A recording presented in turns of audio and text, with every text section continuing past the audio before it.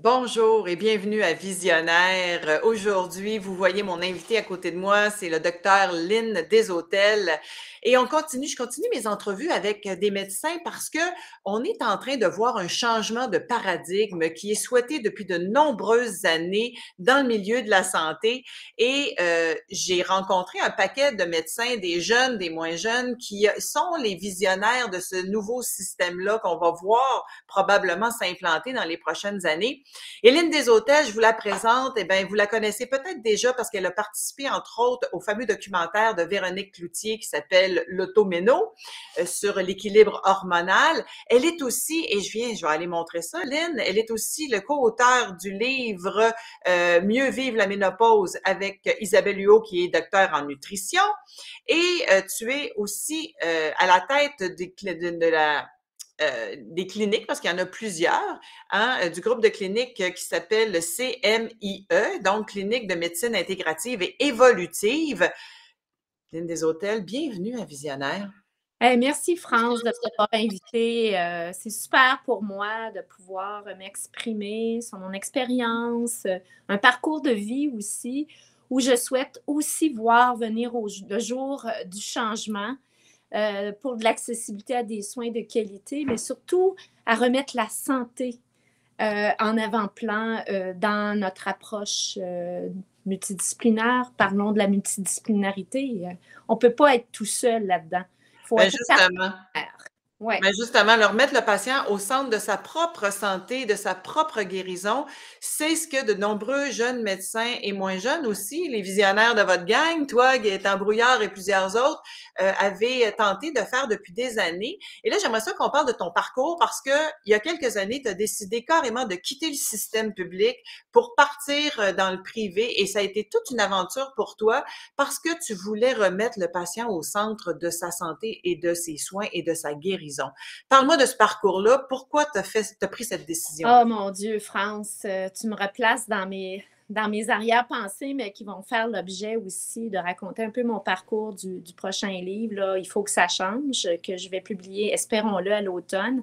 Ben, écoute, j'ai décidé de sortir du système public de peine et de misère parce que je croyais en mon travail de médecin.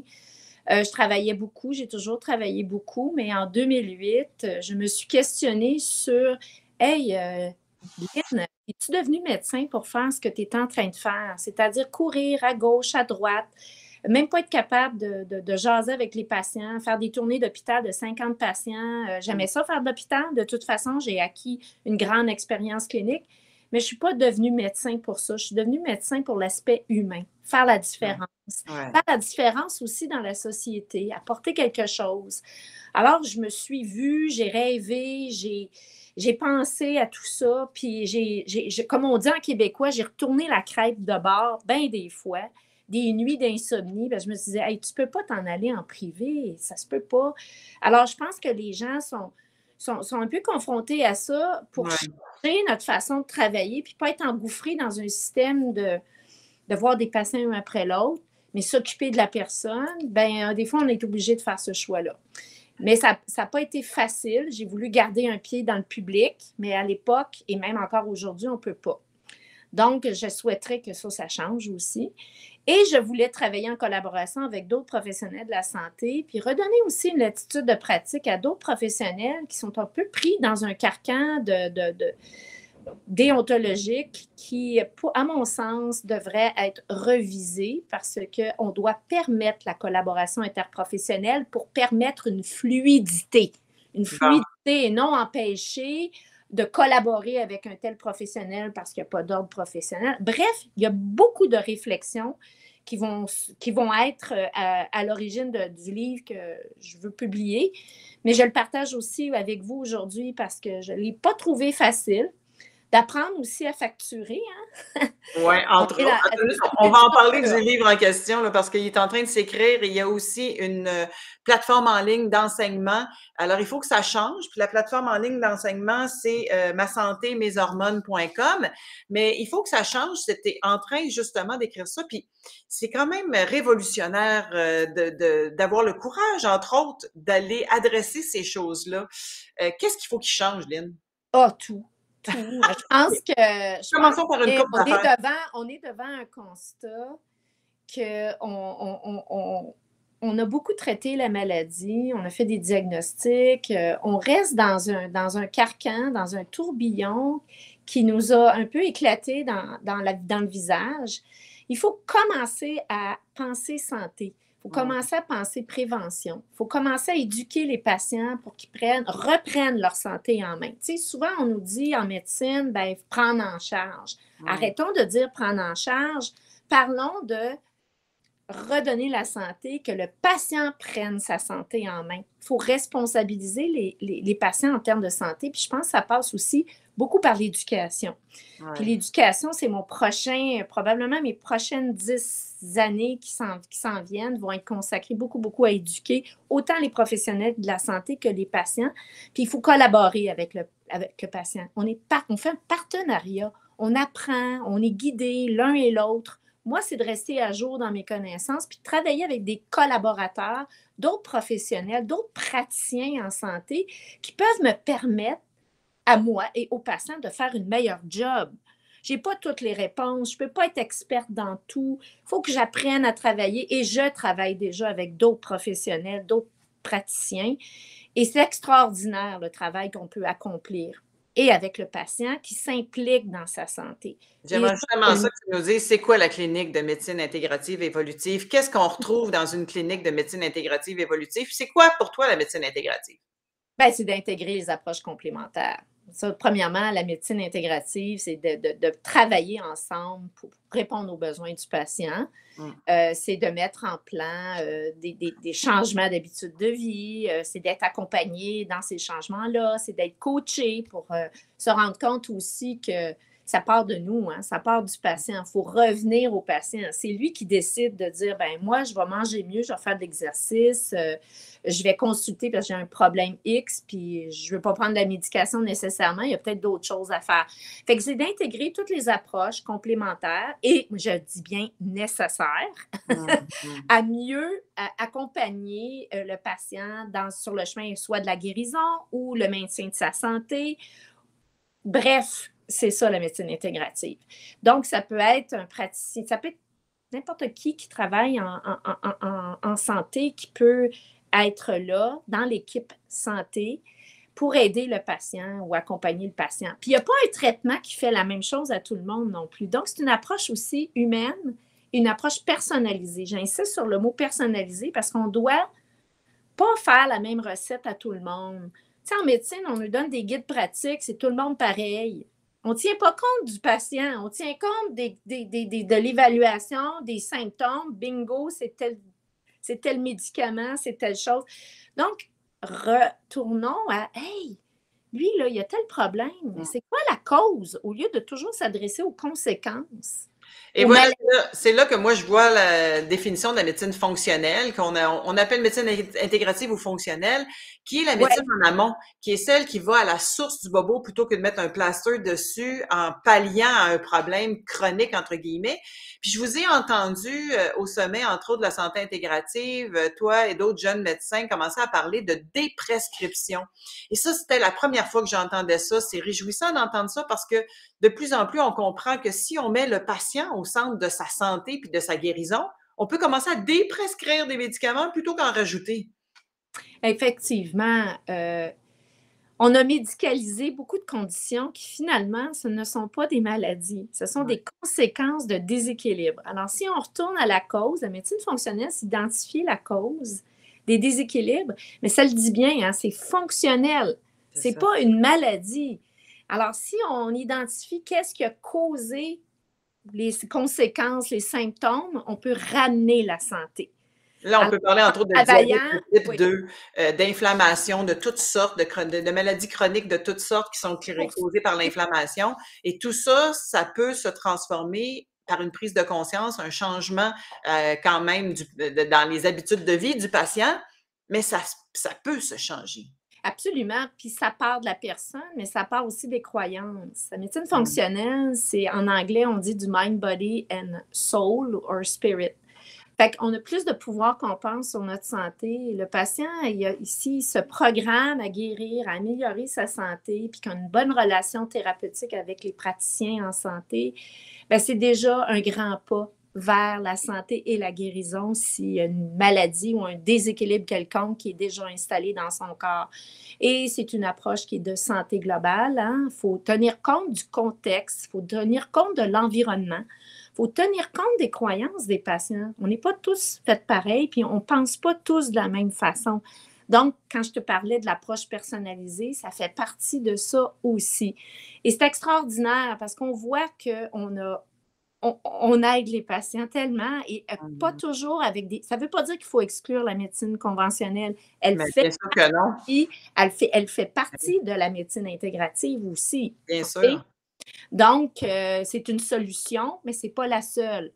Alors, la médecine traditionnelle est là pour rester pour toujours. Il y a des situations de crise aiguë, quand tu te casses une jambe, quand tu as un accident, si tu as un AVC, si tu as une crise cardiaque, tu t'en vas à l'hôpital, là, c'est clair. Là. Mais quand même, pour les situations qui sont plus chroniques, causées par l'environnement, causées par les habitudes de vie, causées par un manque souvent d'éducation, de compréhension de tout ça, on peut l'inverser. Absolument. Absolument. Puis on est dans un changement de paradigme, France, parce que les gens ont besoin d'entendre ça et ont besoin d'être traités comme des personnes. Ils ont besoin d'être soignés. Alors, soigner, ça fait appel à une dimension qui est plus grande que traiter. On traite des maladies, on traite des symptômes, on fait des diagnostics, on soigne la personne. Et c'est pour ça, finalement, et c'est ce que tu me disais avant l'entrevue, que la décision était difficile à prendre, mais c'est pour ça que tu as quitté le système de santé traditionnel, conventionnel, en fait, public, pour t'en aller au privé, pour mieux pouvoir soigner ce pourquoi tu étais formé, finalement. Avoir le temps et avoir une relation avec le patient. La relation médecin-patient m'a été enseignée à l'Université de Sherbrooke quand j'ai fait mon cours de médecine. Mais dans le système qui tourne vite, c'était pas ça qu'on fait. Alors, j'ai décidé de faire le saut. Ça a pris beaucoup de courage. Il y a des collègues qui n'ont pas tous et toutes compris mon choix, mais il y en a qui ont admiré mon choix parce que tu laisses ta sécurité de revenus, qui s'appelle la RAMQ. C'est une culture aussi, puis c'est de décider de créer un modèle, une clinique, un centre, où c'est comment je voyais ou comment je voulais pratiquer ma médecine. C'est pourquoi je suis devenue médecin. Donc, j'ai créé l'environnement dans lequel je voulais pratiquer ma médecine et c'est pourquoi je suis devenue. Et 10 ans plus tard, je suis encore là. Je suis un peu fatiguée parce que je le porte, ce changement-là, depuis 10 ans. J'ai eu des embûches, des constats, des réflexions à travers tout ça. J'ai des choses à dire, d'où le livre qui va être publié à l'automne, parce que je veux montrer le chemin. Je veux montrer que c'est possible, puis que ça n'a pas été facile, mais qu'ensemble, on pourrait peut-être le voir venir au monde, puis que ça soit privé ou public, ou les deux ensemble. Arrêtons de nous séparer, arrêtons de penser privé ou public. Ce n'est pas une question de privé ou public, c'est une question de prendre... Ce pourquoi on est devenu médecin, c'est soigner les gens, prendre soin des gens, puis on pourrait travailler ensemble à améliorer l'accessibilité à des soins de qualité et de la prévention et diriger les patients vers la santé. S'il vous plaît. Absolument. Puis là, tu te dis, il faut que ça change, notre système de santé est malade. Tu n'es pas toute seule à en faire le constat et j'ai été totalement ravie de voir dans les derniers mois la nouvelle campagne de promotion des médecins de famille du Québec. Là, je vais fermer nos micros et je vais vous faire entendre ça, puis je veux ton appréciation par la suite parce que c'est assez réjouissant. Alors, écoutez ça, je pars ça, puis je vous reviens. Moi, j'ai décidé d'étudier en médecine parce que c'est mon désir d'aider les autres qui me donne un sentiment d'accomplissement. En faisant ma formation, je constate que beaucoup de tâches qui me sont demandées qui pourraient facilement être mieux faites par un autre professionnel. Je pense surtout aux travailleurs sociaux, aux psychologues, aux physiothérapeutes. C'est vraiment devenu difficile d'attirer les jeunes en médecine familiale. Quand on réalise qu'on n'arrive pas à combler l'ensemble des besoins en matière de santé, ça peut être démotivant pour les étudiants. J'essaie toujours de mettre de l'avant le travail d'équipe. Il n'y a pas 1000 solutions pour arriver à donner un meilleur service. Il faut collaborer avec les autres professionnels de la santé. Il est grand temps qu'on remette au cœur de la première ligne des gens de toutes les professions pour venir donner un meilleur soin en équipe auprès de notre population. Les médecins omnipraticiens du Québec ont présenté Prendre soin de vous.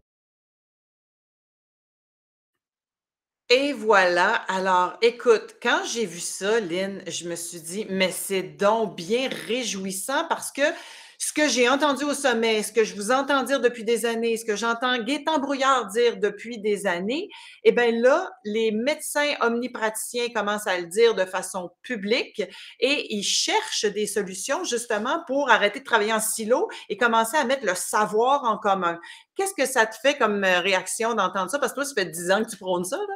Ça fait 10 ans que je prends ça. Je suis très, très contente de voir que c'est la volonté du changement qui s'en va dans cette direction-là. Il y a des défis par contre, hein. Il faut avoir le temps pour travailler en équipe, puis il faut parler le même langage aussi. Donc, je trouve que c'est extraordinaire. Si ça s'en va dans cette direction-là, c'est ce que je souhaite et que j'ai essayé de bâtir depuis 10 ans. Mais il y a des enjeux, il y a des défis, ne serait-ce que tout simplement les infirmières. Tu sais, on parle d'un médecin de famille, mais moi, dans mon modèle, je pense qu'on pourrait mieux utiliser les infirmières. Absolument. Donc, il y a des carcans, il y a des protections, des limitations entre les ordres professionnels qui font que c'est difficile parce qu'on fait peur aux gens qui veulent faire la différence aussi. On leur dit « Ah, tu ne peux pas aller là, tu n'as pas le droit de ci, de ça. » Donc, ça aussi, je voudrais que ça change parce que pour permettre qu'on puisse travailler ensemble, il faut rassurer les gens, il faut leur donner un cadre de référence, entre autres les infirmières, puis il faut les mettre au cœur aussi des soins avec nous, nous accompagner les médecins. Parce que c'est vrai, comme il l'a dit dans la vidéo, il y a de moins en moins de médecins de famille. Les gens veulent plus aller en médecine de famille. C'est devenu peut-être un fléau ou autre. Mais pourquoi? Demandons-nous la question, pourquoi? Bien, parce qu'on ne fait plus de la médecine. On voit des patients, Exactement. puis on ne les soigne pas, on n'a plus de relations. Fait que c'est plus... tu sais, on n'est même pas capable de reconnaître la médecine de famille comme étant essentielle au maintien du système de santé. Tu sais, on a fait beaucoup, beaucoup de dommages à ça dans les changements de loi et de gouvernement, puis que je ne nommerai pas. Puis c'était de reléguer la médecine de famille à juste voir des patients en première ligne, alors que c'est bien plus que ça. C'est un ciment, la médecine de famille. Tu sais, moi, d'ailleurs, quand j'ai créé le CMIE, je suis redevenue un petit peu le médecin du village. J'ai mis ma clinique dans le milieu pour que les gens puissent venir me voir quand ils ont besoin de moi. C'est leur clinique. Si on existe, c'est grâce à eux. Tu sais, le médecin, avant, il était dans sa communauté. Il n'était pas dans une tour d'ivoire. Il parlait au monde du village sur le perron de l'église. Absolument. Il connaissait son monde. Il connaissait son monde. Exactement. Et ouais. Tel patient, là, quand il dit qu'il commence à tousser ou à pas filer, il faut que je réagisse plus vite. On connaissait notre monde.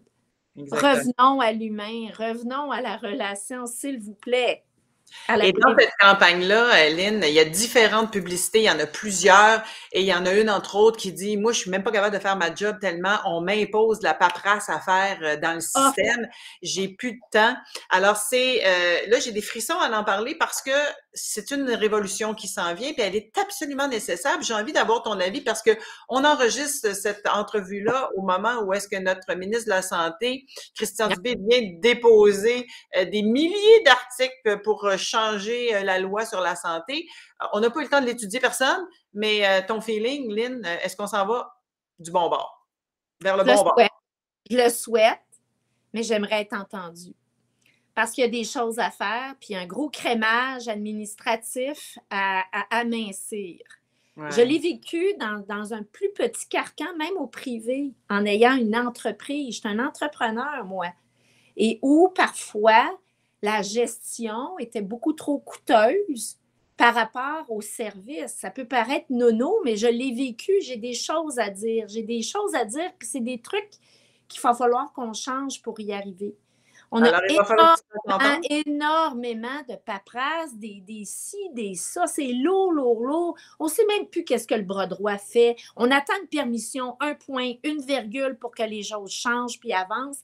On s'est alourdi dans l'inefficacité. On tourne en rond.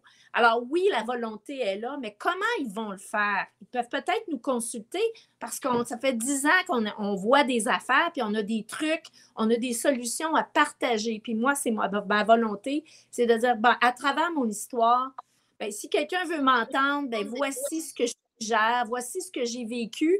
Puis peut-être qu'on peut mettre toutes nos connaissances, nos expériences ensemble pour améliorer l'accessibilité à des soins de qualité au Québec. Bien, c'est sûr que c'est ça qui va arriver, mais il va falloir que tu te fasses entendre puis que tu ailles à la commission parlementaire. Moi, je vais mettre quelques petits commentaires parce que c'est assez intéressant ce que les gens écrivent. Alors, Maria qui dit, moi, je suis en privé avec un médecin parce que je préfère discuter avec le médecin plutôt que de prendre des pilules sans travailler avec la médecine alternative. C'est plus dispendieux, mais je préfère penser santé et m'en occuper moi-même. Eh bien, voilà, merci de ce commentaire, Maria. Puis elle dit aussi elle est certaine que c'est la façon d'être en santé par la bonne nourriture, évidemment, de l'âme, du corps et de l'esprit. Il y a Jean-Pierre ici que j'aime bien qui dit « Félicitations, ça me rejoint totalement, l'être humain au cœur du changement, non guérir, mais bien prévenir, trouver la source des problèmes. » Oui, merci Jean-Pierre. Et là, les commentaires poursuivent. Ici, Lynn qui dit « Wow, docteur Desautels, j'ai eu la formation sur la ménopause avec Isabelle Huot. J'irai la voir pour les hormones bioidentiques. » Fait que ça m'amène à parler de ça. Alors, parlons de ton dernier livre, entre autres avec Isabelle Huot, que j'ai montré au début. Et ce qui s'en vient, votre plateforme d'enseignement qui va être lancée bientôt, qui est Ma santé, mes hormones, avec une naturopathe, j'adore ça, qui s'appelle comment déjà?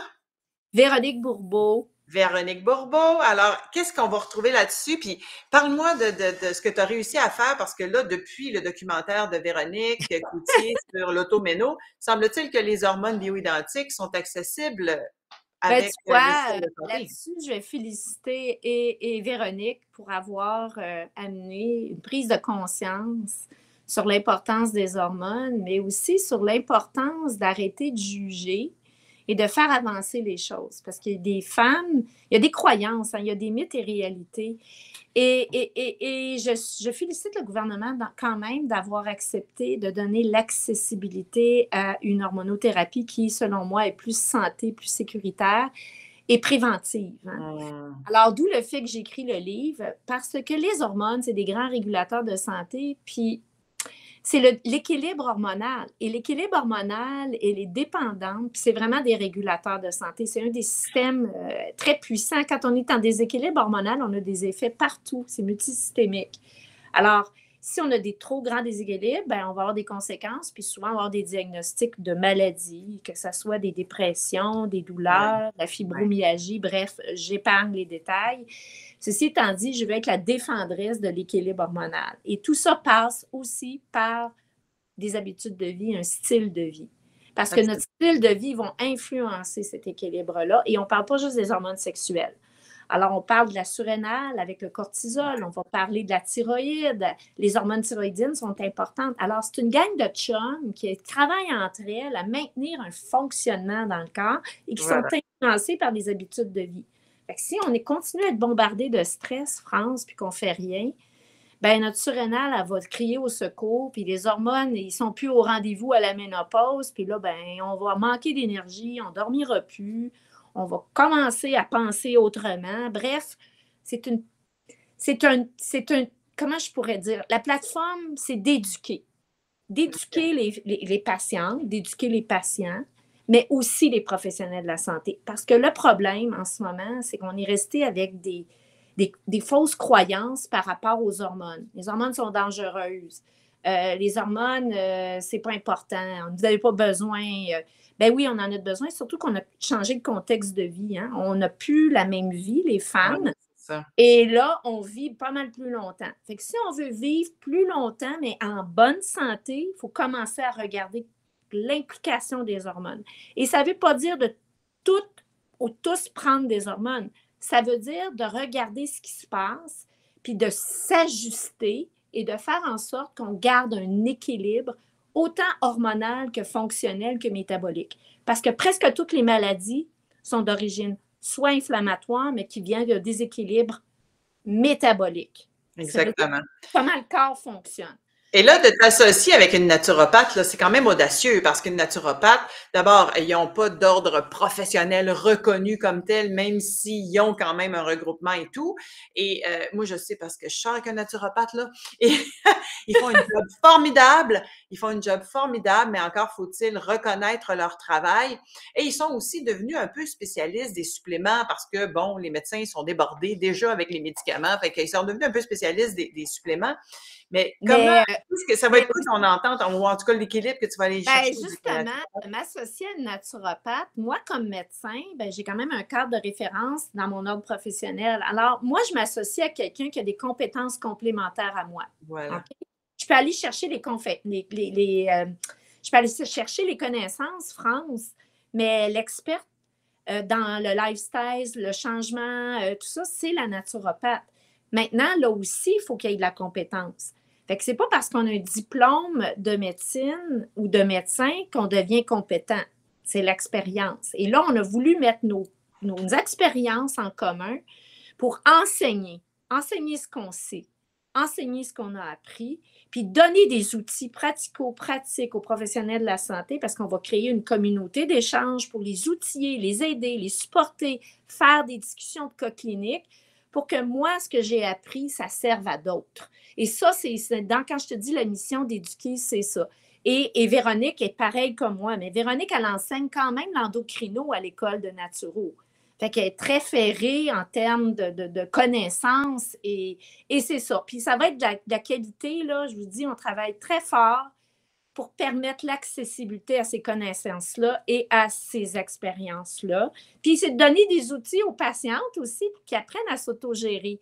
Parce que si tu comprends ce qui se passe dans ton corps, tu es plus capable d'intervenir et de t'ajuster à faire des changements puis à voir qu'est-ce qui se passe. On est notre propre laboratoire en France. On apprend à s'observer. Okay, oui.